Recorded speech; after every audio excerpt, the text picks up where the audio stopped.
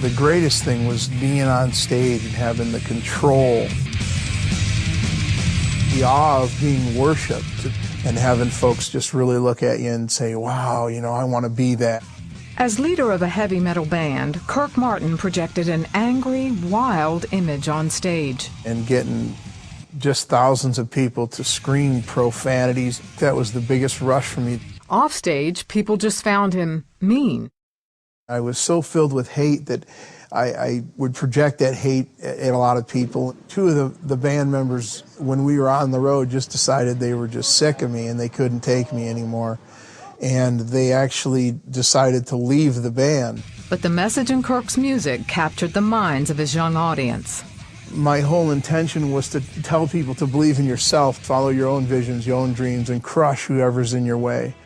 Kirk had no illusions about where his growing success came from. I got on the ground and I clawed the earth. I told Satan, I said, if you give me what I want, if you make me a god, if you give me the women and the drugs and the fame and everything, and you give me the power to crush people, I will serve you until the end of time. Within 2 days, I was offered a recording contract. While Kirk pushed for fame and fortune, he tried to keep a secret bottled up inside.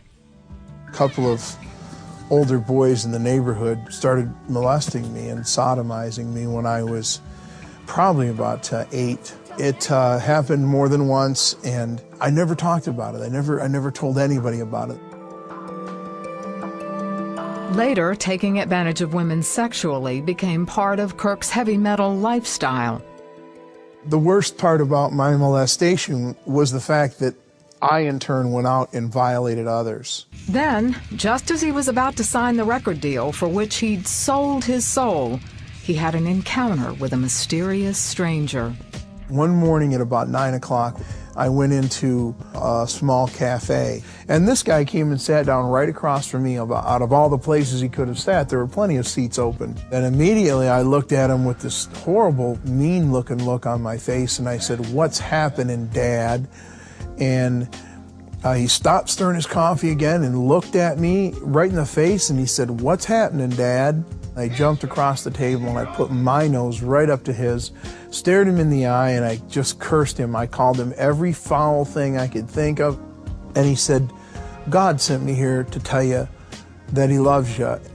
And God wants you to know that he was not responsible for the young men that molested you when you were a young child."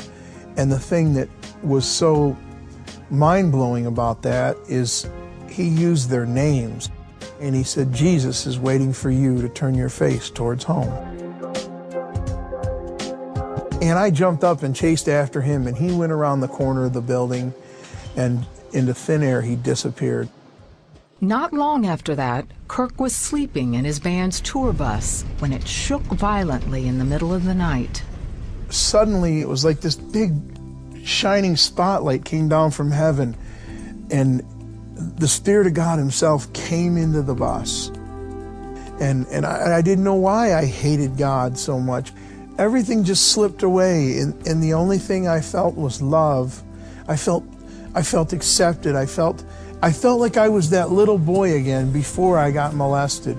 I said, "Jesus, change me or destroy me, because I don't want to be this anymore." I realize now that in the presence of God, sin and hate and ugliness there's no room for it. It has to leave, and all these things began to leave my heart. Kirk cried himself to sleep, and when he woke up the next morning, everything seemed different. The grass was greener, the sky was fluffier, the clouds were beautiful, and I was different. Kirk never signed the contract for the heavy metal record deal. I had everything in my hand, everything I'd ever wanted, just sitting right there, and all of a sudden I didn't want it anymore. And I left everything and never went back. Kirk found a church in his hometown and began to grow as a Christian. A Christian counselor also urged him to seek out the young men who had molested him and forgive them. I did find them. "I don't know if you remember me or not." And I said, "Why did you do this to me?" And then they began to tell me the story of how someone had violated them. The one young boy, how he had found a pornography magazine, and that's what led him to abuse me and then invite the other boy to abuse me. They had given their hearts to Christ. We sat down and we cried and we hugged and we talked about it and we prayed. That's how I got past all that.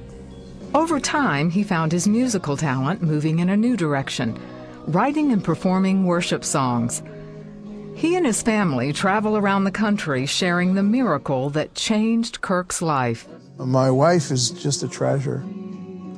My family is the greatest testimony of God's mercy and God's grace, because I thought I would never have such a wonderful blessing. Once I started to realize that God wasn't out to get me, I started to see the blessings.